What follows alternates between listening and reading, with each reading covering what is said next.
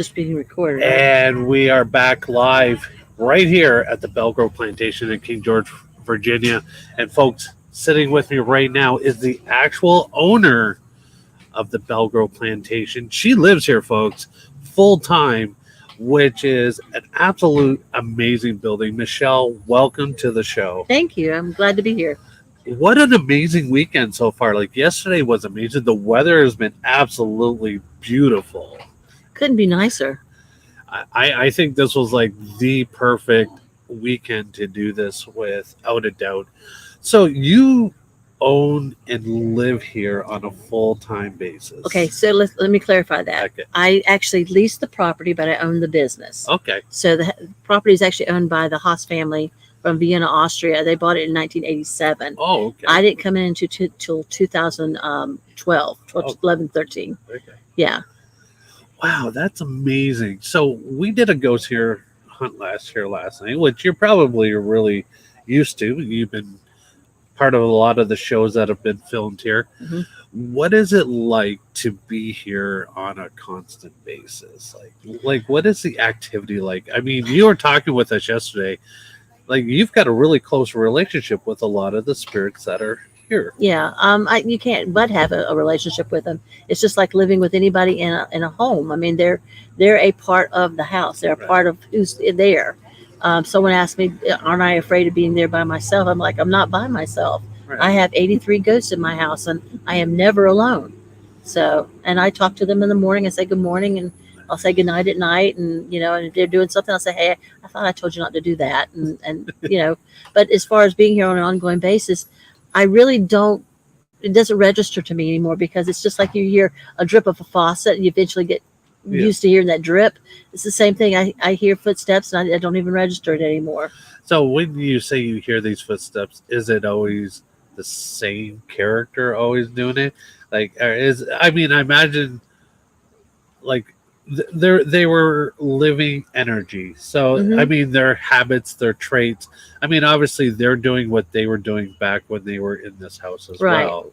I don't really, like I said, I don't really register the footstep sounds or anything anymore, but I can tell when certain things are going on. I'll know kind of sort of who's doing it.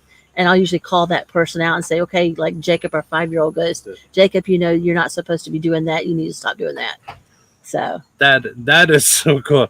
So it's like in the afterlife, they still have a mother who's telling them, come on, calm down. You got to behave yourself around here. No, and like I said, it's an absolutely beautiful property, amazing area. This is my first time to Virginia, first time here. So I'm really enjoying, and this whole Sage Paracon, very unique, very different from anything else that's ever done. And I'm so happy that I was able to come out here. So now this place is open up for many different functions. I've seen you've had weddings here, not just paranormal stuff here. Yeah, we're very diverse. We're a bed and breakfast. That's where we started. And then we brought in afternoon tea. So we do a lot of afternoon tea. We brought in, of course, weddings early on. But we do a lot of public and private events as well. So we have Sage Paracon this weekend. Next weekend, we have the Rappahannock tribe here doing a powwow. And then 2 weeks after that, we're doing a haunted mansion for two weeks. And then we get a little bit of a respite through November, but then December it's full on. It's afternoon teas and tours, and our house will be decorated for Christmas, and it's not a slow time. It's a very, very, very, very busy time. Wow, what an amazing place! So somebody's out there watching us right now down the road, and they would say, "Hey, I want to visit the Belle Plantation." What is the best way to communicate with you or whoever helps us out? The website is the best way to get tickets and find out what's going on. Okay. www.bellegroveplantation.com. And you want to make sure that when you do look at the website that you have the right Belle Grove, because there are 2 Belle Groves in Virginia. As I have learned. There is Belle Grove here, which started in 1670. along the Rappahannock River in King George, which of course is the birthplace of James Madison. Yes. And then you have the other Belle Grove, which was opened in 1797. It was James Madison's sister's home. So it was named after us. Yeah. So we get a lot of cross communications. But you know what? And I was going to ask you about that, about the two different Belle Grove plantations. So obviously it is family related. It was just somebody who says, "Oh, that's a really cool name. I think I want to name Yeah, my house." I It's think I like to think that of course Nellie, his mother, was born and raised here, and I like to think that there was some love of this property by her because she returned here to have James Jr. And the reason, of course, was because of the smallpox epidemic, and he lived here for 2 years before he went back to Montpelier. Well, actually, it was Mount Pleasant at the time, and Montpelier was built when he was 10. But yeah, there had to be some love, and I understand that because I'll go away and I'll be excited when I come home. You get that electric charge when you come back to the house. Right. So the one thing I forgot to ask you right off the bat. So when you first come into this building, I mean, you obviously knew what you were coming into. Did you know it was haunted back then? I knew the day I walked in the door.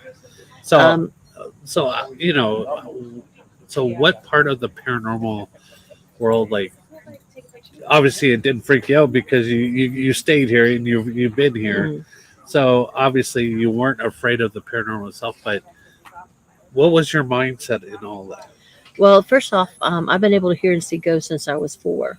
So I've been around it all my life. So it's not a new thing for me. Right. And it didn't feel threatening. It felt comfortable.